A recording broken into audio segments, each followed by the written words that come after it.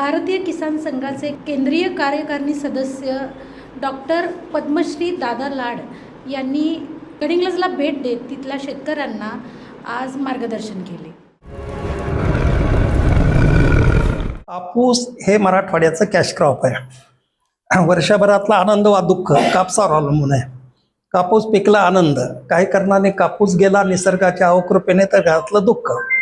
म्हणजे घरातले सर्व सणवार, मुलांची शिक्षणं, मुलीचं लग्न, सर्व जो पैशाचा व्यवहार असतो तो आमचा कापसावर होतो. म्हणजे आम्हाला मराठवाड्याला कापूस आणि तुळशीचं झाड, तुळशी धर्म आहे आणि कापसात अर्थ आहे, त्यामुळे हे दोन्ही आम्हाला श्रद्धास्थान आहेत. म्हणून त्या कापसाचं उत्पन्न किती असायचं? एकरी 5 ते 6 क्विंटल. आता सर्वसाधारणपणे एखादा शेतकरी जरा अधिक शेणखत वगैरे टाकून मशागत घेऊन थोडी जमीन चांगली असली तर 8 क्विंटलच्या पुढे कधी कोणी जात नाही. 9 क्विंटल प्रामाणिकपणे कबूल करतो. ही सरस्वती कृपा आहे. मी थोडा सरस्वतीचा भक्त असल्यामुळे आणि सरस्वतीला कापूस उत्पादक शेतकऱ्याचं भलं करायचं तिचीच इच्छा असावी, मग ती कोणाला तरी साधन करते. ते मला साधन केलं आणि म्हणून मी कापसाच्या झाडाच्या जवळ बसायचो. कापसाच्या झाडाला 2 प्रकारच्या फांद्या असतात. एक शेतकरी त्याला गळफांदी म्हणतो, दुसरी फळफांदी म्हणतो. तेव्हा गळफांद्या 2 किंवा 3 असतात. त्या अगदी सुरुवातीलाच येतात आणि त्या थोड्या बाजूला सरकून उंच वाढतात. त्यांची उंची किती? तर झाडाची मूळ झाडाची जेवढी उंची तेवढ्या 3 फांद्याची उंची. झाडाच्या खोडाची जेवढी जाडी तेवढी ह्या थोडी कमी, पण जवळजवळ तेवढी जाडी ह्या 3 फांद्याची.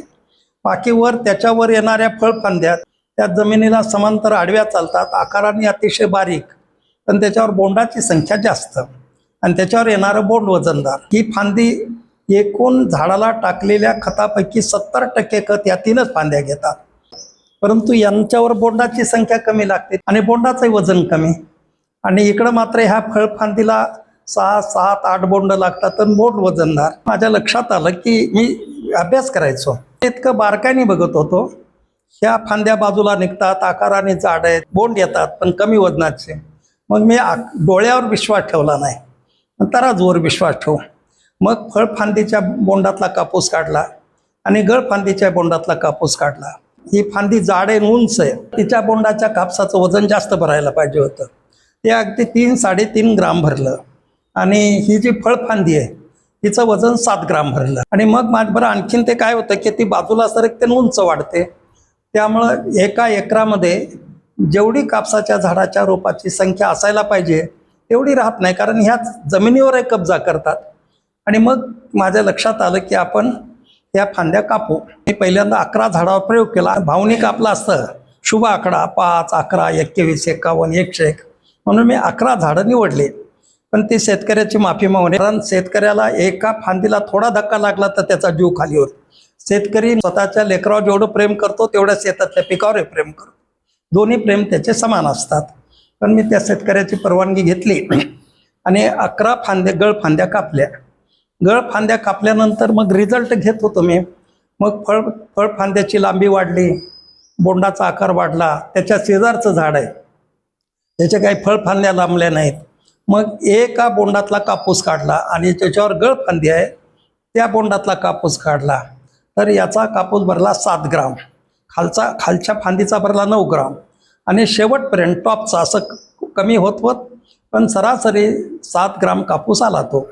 आणि ह्या ज्याचं मी गळफांद्या ठेवल्यात त्याचा फक्त खालचा 4.5 ग्राम भरला आणि शेवटचा 1.5 ग्राम भरला. माझ्याबरोबर काही शेतकरी यायचे आहेत, त्यांना हे पटायचं. असं एकूण कापसातली तर ही क्रांतीच आहे. म्हणून तालुका आहे तर डासाळा म्हणून गाव आहे. तिथं एका शेतकऱ्याने माझ्या पद्धतीने कापूस केला. माझी भेट नाही, काही नाही, यूट्यूबवर ते भाषण ऐकत होते. आणि म्हणून ही कीर्ती राजीव गांधी कृषी विज्ञान केंद्राच्या शास्त्रज्ञांपर्यंत गेली. त्यांचा सर्व ताफा त्या शेतात गेला. योगायोगाने मी परभणीत होतो आणि ते म्हणले दादा तुम्ही पण या. ते पुढे गेले. त्यांचा कार्यक्रम संपत आला होता. मी गेलो तिथं आणि गेल्यानंतर त्यांचा कार्यक्रम संपला, ते निघून गेले. तर मी म्हणलं ताई कसं काय तुम्ही हे कार्यक्रम वगैरे काय वाटला? ती मला सांगत होती की ते म्हणे गरीब आहेत ना, घरात आम्ही 3 माणसं, नवरा मी माझं पोरग, 2.5 एकर शेती आहे. अर्ध्या एकरात धान्य घेतो आम्ही, तिघाला पुरते म्हणे अर्ध्या एकरातलं. 2 एकरात कापूस घेते मी. मला साधारणपणे एका एकरात 5 क्विंटल कापूस होतो. एकदाच मला 11 क्विंटल कापूस झाला होता. मग ती बाई म्हणले की ते यूट्यूबवर मी दादा लाडचं भाषण ऐकलं मग एकदा ऐकलं, दोनदा ऐकलं, आणि मग नवरा बायकोने मिळून 6 वेळा ऐकलं म्हणे. मी नवऱ्याला म्हणलं की आपण एकदा करून बघू, मला तर बरं वाटायला लागलं. असं नाहीतरी आपल्याला 10 क्विंटलपेक्षा जास्त उत्पन्न झालं नाही. पण नवरा तयार झाला. नवऱ्याने यूट्यूबवर पुन्हा आम्ही रात्री ऐकलं आणि सकाळी कापूस लावायला गेलो. जसं सांगितलं तसं मी 2 एकर कापूस केला आणि मला 38 क्विंटल उत्पन्न झालं. नंतर ती बाई म्हणले, आतापर्यंत मला वाटायचं लय गरीब आहे, आता कशाने गरीब आहे, कारण घरात 38 क्विंटल कापूस आहे म्हणे, आता कशाने गरीब आहे मी. आणि मग असं म्हटल्यावर बाकीचे हसायला लागले, हे दादा लाड आहेत. ते म्हणले हे दादा लाड आहेत. तिचा पहिल्यांदा विश्वास केला, वाटलं तर कोणीतरी शास्त्रज्ञ सूट पॅन्ट वगैरे. ते म्हणले हे दादा. ती पटकन बाई खाली वाकलीन पाय धरले, सोडेच ना. वाटलं नव्हतं की न बोलावता पंढरपूरचा विठ्ठल माझ्या शेतात येईल म्हणून. अशा अनेक जणांच्या भावना किंवा खूपच अशा खूप कथा आहेत. मला भारत माता की जय मोठ्याने म्हणण्याचा अधिकार सरस्वतीने प्राप्त करून दिलेला आहे. मला देशासाठी काहीतरी करता आलं. आता हे आता तामिळनाडूमध्ये हे लोन आता फार पूर्णपणे 9 राज्यात, कापूस उत्पादक 9 राज्यापर्यंत गेलं आहे. नागपूरचे CISRचे डायरेक्टर YG प्रसाद त्यांनी फार हे उचलून धरणं प्रकरण.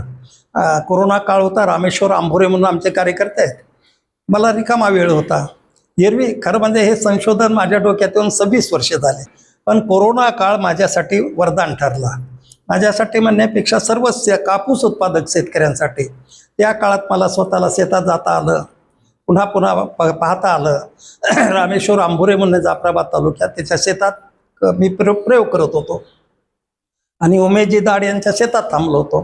त्यांनी सांगितलं, हा ड्रायव्हर आणि कार तुम्ही केव्हाही घेऊन जा प्रवासाला. आणि तिथं प्रयोग केला. आणि नंतर असं झालं की कुलगुरूवाले बघायला ह्या संशोधनाची कीर्ती फार CISRपर्यंत गेली. अर्थात याच्यात सर्वात मोठं श्रेय दिनेशजी आपले अखिल भारतीय संघटन मंत्री त्यांचं आहे. कारण त्यांना मी असं म्हणालो, दिनेशजी मी प्रयोग केला, तुम्ही तरी बघायला या. तुम्ही तर उलट शिक्षणाने याच्यातले अधिकारी आहात. शेतकऱ्यांमध्ये आपलं संघटन आहे, तोही अधिकार तुमचा आहे. नाहीतरी दिनेशजीचा प्रवास कोरोना काळामुळे रद्द झाला होता. म्हणलं तुम्हाला घेऊन येण्याची आणि संभाजीनगरला सोडण्याची मी व्यवस्था करतो, पण माझी फार इच्छा आहे तुम्ही हा प्लॉट बघावा. मग अखिल भारतीय संघटन मंत्री दिनेशजी आले. दिनेशजीने तो प्लॉट पाहिला आणि चेहऱ्यावरचे सर्व भाव असे दिसले की दिनेशजी फारच, कारण ते कृषी क्षेत्रातले MSc आहेत, ते त्याच्यातले जाणकार आहेत. त्याने तो प्लॉट पाहिला आणि खूप भारावून गेले. आणि मग दिनेशजीने मात्र ही ज्याला किल्ले लावून कुलूप उघडण्याचं काम केलं. म्हणजे असं केलं, अखिल भारतीय चेअरमन महापात्राला घेऊन आले आणि महापात्राने असं म्हटलं की व्हेरी सायंटिफिक संशोधन आहे म्हणले. आणि तिथं तिन्ही विद्यापीठाला सांगितलं, मी तुम्हाला ऑर्डर देतो, 3 वर्षाच्यावर ट्रायल घ्या. आणि मी इथं जरी तोंडी म्हणत असलो तरी समजा ही माझी लेखी ऑर्डर आहे असं समजा म्हणाले. त्याने ट्रायल तर घेतल्या, रिपोर्ट आले. आणि ज्यावेळेला तिन्ही विद्यापीठाचे ट्रायल होऊन रिपोर्ट आले त्यावेळेला सरकारने याला मान्यता दिली आहे. पतंजलींनी सांगितलं की दादा लाड ह्या तंत्रज्ञानाच्या बाबतीत खरं तर मला माझं नाव येऊ द्यायचं नव्हतं. पण मला नंतर असं कळालं की लक्ष्मीच्या घरात चोर जेवढे नाहीत तेवढे सरस्वतीच्या घरात चोरांची संख्या आहे. एका शास्त्रज्ञाने तर सांगितलं, एक व्हिडिओ तयार केला राहुरीच्या विद्यापीठातला इंगळे म्हणून शास्त्रज्ञ. मी शेतकऱ्याला कापसाचं उत्पन्न 4 पट करण्याचं एक तंत्रज्ञान सांगणार आहे. मग ते जसं मी सांगतो गळफांदी करा, अंतर वगैरे जे मी सांगतो तसं त्याने सांगितलं. एका शेतकऱ्या म्हणलं, साहेब काय शेतकऱ्याला मार्गदर्शन करणारं तुमचं आजचा व्हिडिओ ऐकला म्हणे, फारच आम्हाला लाभ होणार आहे, तुमचे आम्ही आभार मानतो. कोणाचं संशोधन आहे हे? ते म्हणले माझंच आहे. केव्हा केलं? 2 वर्षापूर्वी. अच्छा तुम्ही कोण आहात? ते म्हणजे राहुरी विद्यापीठात शास्त्रज्ञ. तुम्ही शास्त्रज्ञ आहात? मला हो. मला वाटलं तुम्ही चोर आहेत की काय. हे तर म्हणजे 10 वर्षापासून मी दादा सांगतात, हे दादाच्या संशोधनात 10 वर्षापासून मी कापूस घ्या आणि तुम्ही 2 वर्ष काय सांगता. खूप शेतकऱ्यांचे त्यांना फोन गेले, पण चोर बेश्रमच असतो. तरी पण त्याने रेटला आणि फाईल तयार करून दिल्लीला पाठवली. आता माझं नशीब असं, केवळ नशिबाचा भाग म्हणून तो प्लॉट अगोदर ICRचे चेअरमन आणि व्हाईस चेअरमन बघून गेलेले होते. त्यांनी फाईल पाहिली आणि कुलगुरूला फोन केला. अरे म्हणलं तुमच्याकडे इंगळे कोण आहे? ते म्हणलं कॉटनचा शास्त्रज्ञ आहे. अर्थात ते विदर्भातले असल्यामुळे मराठी भाषिक होते. ते कॉटनचे शास्त्रज्ञ आहे. त्यांना बोलवा म्हणाले आणि कानाखाली 4 काढा. आणि पुन्हा मला फोन करायला सांगा. स्वतः करणं तर गल्ले लट्ट पगार घेतात, स्वतः काही करत नाही तर शेतकऱ्याच्या संशोधनाची चोरी. मला फोन करायला सांगा. त्यांनी रजाच घेऊन टाकली, फोनच करेना तो. अकोला विद्यापीठातल्या एका शास्त्रज्ञाने असा दावा केला होता. मग कुलगुरूंनी त्यांना म्हटलं कोणी हे करू नका. विद्यापीठातल्या शास्त्रज्ञाला कुलगुरूनेच हा गाढवपणा केला. तर एकाने म्हटलं की सर आम्ही काही करणार नाही, विद्यापीठात आणणार आहोत, ऑफिसमधून तुम्हाला बाहेर ओढून आणणार आहोत, फक्त तुमच्या अंगावरचे एकदा पूर्ण कपडे काढणार आहोत, दुसरं आम्ही काही करणार नाही. हजारो शेतकरी येणार आहोत. मग त्यांनी तिथं भेटायला गेले, माफ करा, असं करा, मला मोह आवरला नाही, तेव्हा तुम्ही असं काही करू नका. आणि त्याने दुसऱ्या दिवशी जाहीर सांगितलं की दादा लाडचे मी आभार मानतो, शेतकऱ्यासाठी फार मोठं संशोधन केलं आहे, हे धाकापोटे. पण जर समजा असे लोक पाठीशी नसते तर मलाही पत्ता लागला नसता. हातून गेल्यानं खिसा कापल्यावर, खिशातून पैसे नेल्यावरच कळतं की आपला खिसा कापला, आणि त्यावेळेला काय उपयोग असतो. पण खरंच मला नवल वाटतं, सरस्वतीच्या घरात एवढी चोराची संख्या असावी कल्पनाच मी करवत नाही. एक महिला पाठक म्हणून आल्या होत्या बैठकीमध्ये. नवीन अधिकारी असल्यामुळे सर्वांचा परिचय करून देण्याची पद्धत असते. तेव्हा सर्वांचा परिचय, आता शास्त्रज्ञाला डॉक्टर, सर्वांचा परिचय डॉक्टर फलाने डॉक्टर असे परिचय माझ्यापर्यंत आला. त्यांनी असं सांगितलं की आज बैठकीत एक शेतकरी पण उपस्थित आहे. दादा लाड हे शेतकरी आहेत, ते आपल्या CICRच्या कमिटीचे मेंबर आहेत. त्या पाठक मॅडम म्हणल्या दिल्लीच्या सकाळी आलेल्या, माझा अगोदर पूर्वपरिचय काही नाही. माहिती काय म्हटलं तुम्ही? ते म्हटले दादा लाड, डॉक्टर दादा लाड म्हणाले. तुमचं तुम्ही कागदावरचे डॉक्टर आहेत, हे जमिनीवरचे डॉक्टर आहेत म्हणे. आणि तुमच्या कोण्याही शास्त्रज्ञापेक्षा यांचं संशोधन फार मोठे म्हणे. आता याच्या पुढे त्यांना साधं दादा लाड म्हणू नका, डॉक्टर. नंतर त्यांची वाणी खरी ठरली. नंतर मला अधिकृत डॉक्टर ही पदवी मिळाली. विद्यापीठाने दिली हा भाग वेगळा. शेतकऱ्याची एक आणि भारत मातेची सेवा करण्याची या पद्धतीने सरस्वतीने मला दिलेली ती संधी मी आधी समजतो. आपणा सर्वांचे हृदयस्थ आशीर्वाद गंतव्यस्थानापर्यंत जाण्यासाठी मला मदत करतील याची पण मला खात्री आहे. भारत माता की जय. जनगर्जना लाईव्हसाठी कॅमेरामन जय्यद सय्यदसह लता पालकर, गडिंग्लज. भारतीय किसान संघाचा जय हो. भगवान बलराम की जय. हर किसान हमारा नेता है. देश की भंडार हम भरेंगे, लेकिन कीमत पूरी